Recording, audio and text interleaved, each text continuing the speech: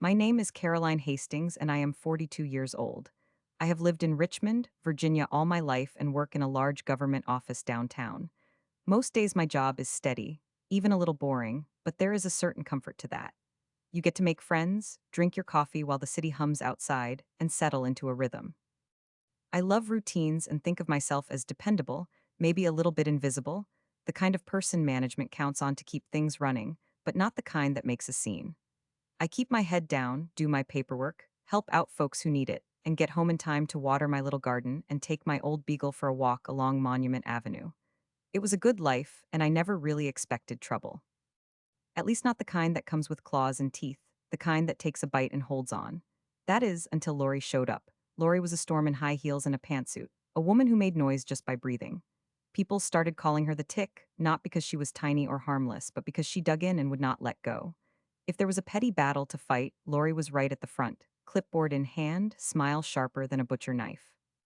She was not my manager, but she wanted to be everyone's boss. She would speak, you would listen. She would decide the rules, usually right there on the spot, and nothing pleased her more than making someone look small.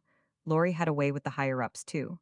If anyone tried to challenge her, she would flash some protected status or threaten lawsuits until managers shuffled away, eyes lowered. People said she collected complaints the way some people collect stamps. She would report someone for taking a 16-minute coffee break or eating their sandwich 2 minutes too long. She was especially proud of overseeing paperwork.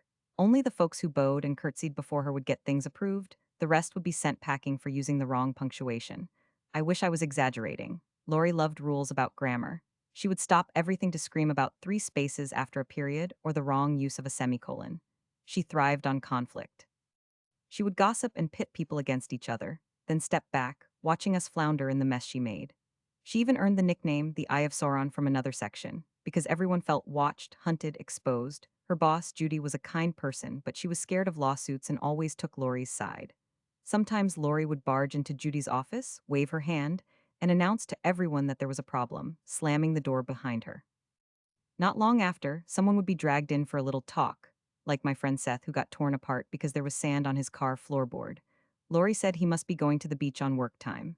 The crazy part was, Seth lived on the beach and had to cross the sand from his front porch just to get to his car every morning. Most people just tried to stay out of her way. But then the tides shifted. Judy left for a quieter post, and in came Greg, a straight shooter, no-nonsense man with a deep voice and zero patience for nonsense. He had been there less than a week when Lori stormed into his office and dumped all her complaints about us lowly staff.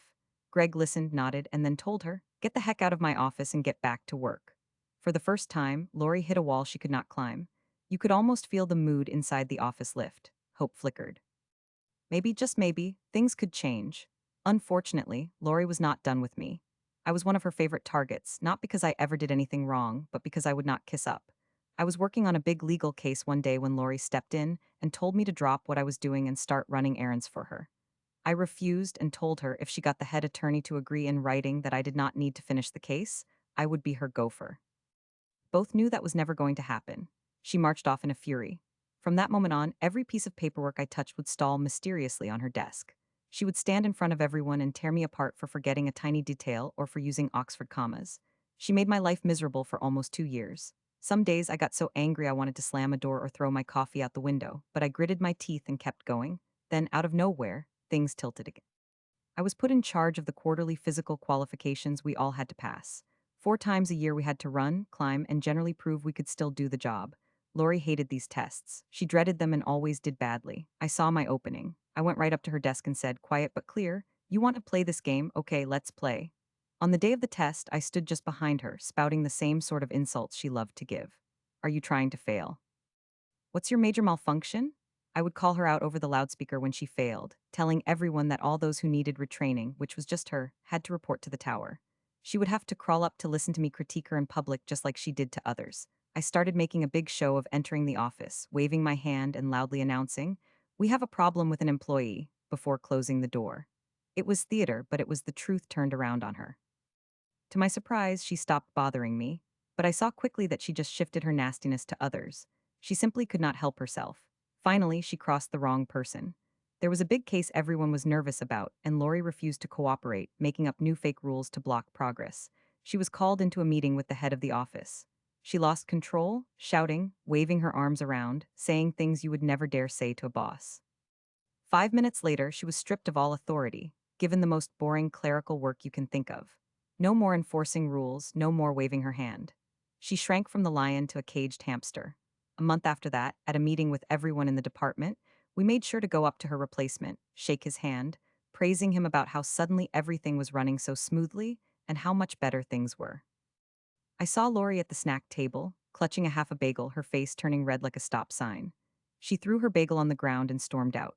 15 minutes later, she announced she was taking medical retirement, and just like that, Lori the Tick was gone. On her final day, the whole office set up a projector by the exit, and as Lori walked out for the last time, we played a clip from Lord of the Rings, the Eye of Sauron falling and being destroyed, tumbling into flames. As I watched her pass beneath the screen, bag in hand, I felt something lift, a feeling I had almost forgotten I could have. The office felt lighter, like spring after a storm.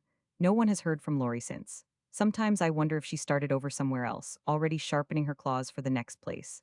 Sometimes I feel a bit sorry for her because she never knew what it was to be really part of a team, not just the boss in her head. But mostly I am glad she is gone. After Lori left, the office changed. People started laughing again. We celebrated birthdays without worrying if someone would get written up for eating cake on company time. And me? I walk a little taller to my desk. There is still paperwork, there are still rules, but now there is peace.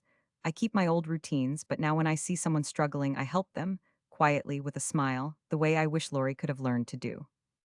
At the end of the day, I go home, putter in my garden, pat my beagle's head, and watch the sun set over Richmond. Some storms are best weathered together, and sometimes, when the storm has passed, you find the world is brighter for it.